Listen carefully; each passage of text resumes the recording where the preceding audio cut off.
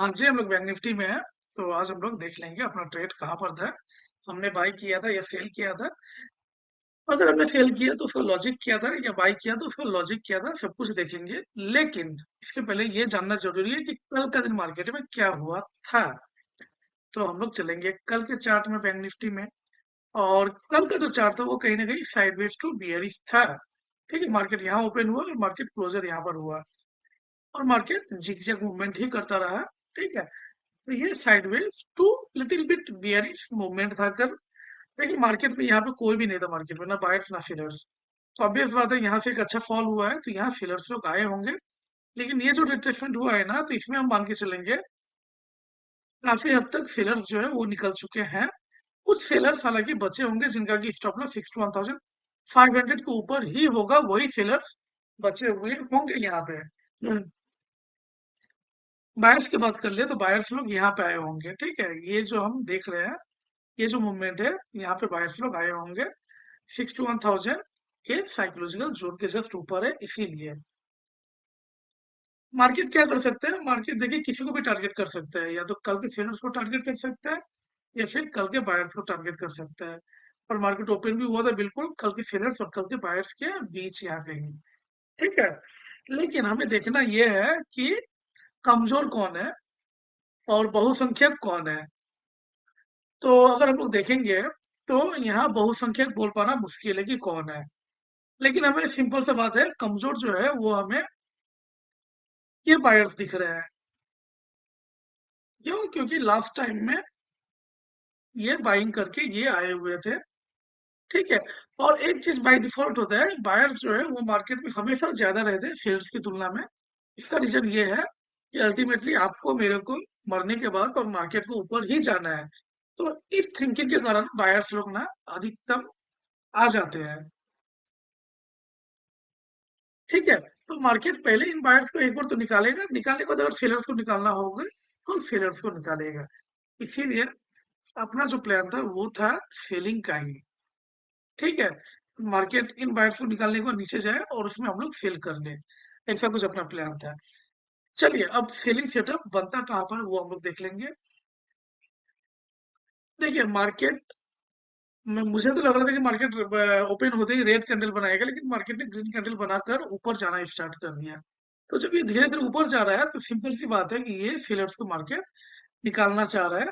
ऐसा हो सकता है कि ये सबके सब सेलर्स नहीं निकले होंगे, सेलर्स अभी भी बाकी है, उनको मार्केट प्रॉफिट नहीं लेने देगा, इसीलिए मार्केट ऊपर की तरफ जा रहा था।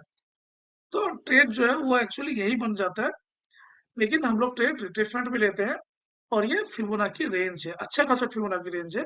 60,807, 61,438, लगभग 600 पॉइंट का रेंज है।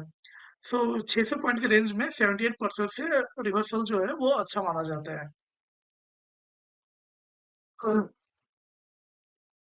तो ट्रेड जो है वो एक्चुअली लॉजिकली आपका यहीं पर हो जाना चाहिए था 927। ठीक है, लेकिन मैंने ट्रेड लिया था थोड़ा इंतजार करने के बाद, और मेरा जो ट्रेड था वो 939 के इस कैंडल में था। जब मार्केट थोड़ा ऊपर की तरफ जा रहा था उस समय मैंने सेल कर रखा था। और मुझे इस कैंडल तक आते आते 57 पॉइंट प्रॉफिट दिखा, 57 पॉइंट। लेकिन मुझे लग रहा था कि मार्केट और थोड़ा नीचे चला जाएगा, 60 पॉइंट्स हो जाएगा, मैं निकल जाऊंगा। लेकिन ऐसा आज हुआ नहीं है, और मार्केट काफी परेशान किया इसके बाद। ठीक है, हालांकि यहाँ पे अपना टारगेट तो अचीव हो गया होता है, लेकिन मैं यही कहीं निकल गया था इस जगह। नो प्रॉफिट नो लॉस में यहाँ कहीं निकल चुका था मैं।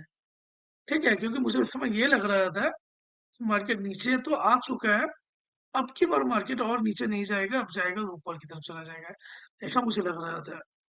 ठीक है, लेकिन खैर मार्केट वही करता है जिसकी उम्मीद आपको होती नहीं है, और मार्केट नीचे गया।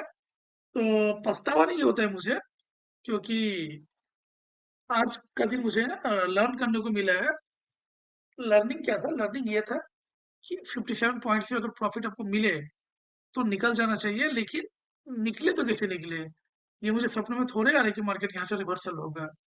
तो उसका भी सॉल्यूशन था, जो कि मैंने हड़बड़ी में चेक नहीं किया था। सॉल्यूशन क्या था मैं आपको बता देता हूँ। देखिए हाँ जी, अगर मैं इसे हटा देता हूँ तो फिर थोड़ा क्लियर हो जाएगा चार्ट आपके सामने। तो ये जो था, ये था 61% का जोन। मार्केट 61% तक आ चुका था।